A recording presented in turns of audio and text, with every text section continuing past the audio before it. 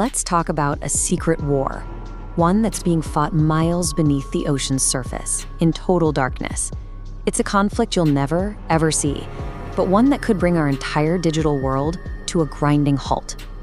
I mean, they're lying right there on the floors of the world's oceans. Totally silent, completely hidden from view. And you can't get to them either. They are the unseen arteries of our modern world, literally the physical foundation of our digital lives. I'm talking about undersea cables, the ones that carry our global conversation. And right now, they are seriously under threat. So to really understand what's at stake here, we have to look at this tense, secret standoff that went down recently in the freezing waters of the North Atlantic. Okay, so picture this. The world's eyes are glued to a potential war brewing in the Middle East. It's the perfect distraction, and Russia saw an opportunity. Under that cover, a fleet of their most advanced submarines slipped quietly into the North Atlantic. Now, this was not just some random patrol. It was a seriously calculated move. First, they sent an attack sub as a decoy. But then came the real threat. 2 specialist subs from Russia's Juji unit. That's their main directorate for deep sea research. And their whole purpose is to map and, if they get the order, destroy undersea infrastructure. But they weren't alone down there. For over a month, British and Norwegian forces shadowed their every single move in this silent underwater chess game. Until finally, the Russian subs turned back for home. But here's the thing, the response wasn't just military. The UK's defense secretary went public, sending this very direct message straight to the Kremlin. It was a power move, designed to strip away Russia's cover and basically say, we know exactly what you're doing. So the immediate crisis was over. The cables were fine. But the whole incident revealed this terrifying vulnerability and raised a really chilling question about what happens next. So why does this all matter so much? What are these cables? And why do we call them the invisible backbone of our world? Well, this pretty much says it all. Forget what you think you know about satellites or the cloud. 99%. That's how much of all international internet traffic travels through these physical fiber optic cables on the ocean floor. It's the lifeblood of our global economy. And that 99% isn't just, Netflix and cat videos. It's everything. We're talking critical military orders, trillions of dollars in financial transactions, every single day, secret government communications.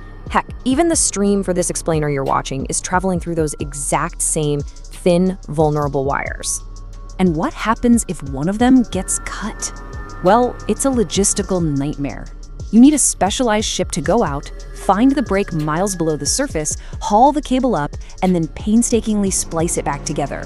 The average repair time for a single cut is 40 days. 40 days. Can you imagine your country's connection to the world being throttled for over a month? And here's where it gets really concerning. That whole standoff in British waters? Yeah, that wasn't a one-off. It was just the most visible part of a much bigger, systematic campaign. You just have to look at the timeline and the pattern becomes crystal clear. Ever since Russia's full-scale invasion of Ukraine in 2022, these incidents of cable damage have spiked. I mean, look at November 2024. 2 different cables in the Baltic Sea were cut within 48 hours of each other. That is not just bad luck. It's part of a trend. Researchers have documented over 44 similar suspicious incidents all across the region. And here's the thing about these accidents. Sometimes they leave a trail. In that Baltic Sea incident, maritime tracking data revealed what you could call a smoking gun. A Chinese cargo ship, which had just left a Russian port, was tracked moving directly over both cable locations at the exact times they went dark. So what is Russia's playbook here? Well, this is a textbook example of modern hybrid warfare. This is conflict that isn't fought on a traditional battlefield, but in these ambiguous gray zones of international law. The whole strategy really hinges on one key concept: plausible deniability. The goal is to cause maximum chaos, to achieve a military objective, but to do it in a way that can always be dismissed as an accident. A ship's anchor dragging along the seabed, for instance.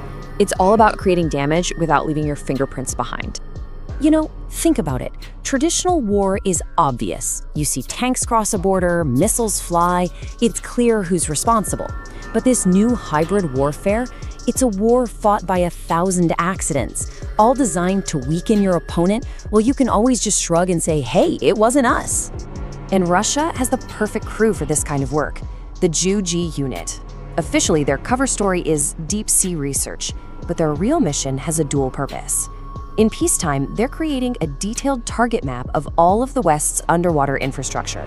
And in wartime, their job is to cripple it. So all of this brings us to a really uncomfortable truth about this unseen battlefield that, well, our entire modern lives are built on top of. Which leads to the big question, right? If this stuff is so critical, surely we can find a way to defend it. And the honest, frankly terrifying answer is not really. No. We are talking about hundreds of thousands of miles of cable laid across these vast, unpatrollable ocean floors. You just can't build a fence at the bottom of the sea. And that leads to the ultimate dilemma. If you can't physically protect the cables, what's left? Your only real move is deterrence. It becomes this high-stakes psychological game of convincing your adversary that if they cross that line, the consequences, crippling sanctions, massive cyber retaliation, will be just too severe to bear. That "we see you" message, that wasn't just a statement, it was a move in that very game. But deterrence is a fragile thing. It only works if the threat is credible and if your guard is never, ever down. And as this conflict moves deeper and deeper into the shadows, the real question isn't just whether we're watching, but whether we'll be watching closely enough when it truly matters.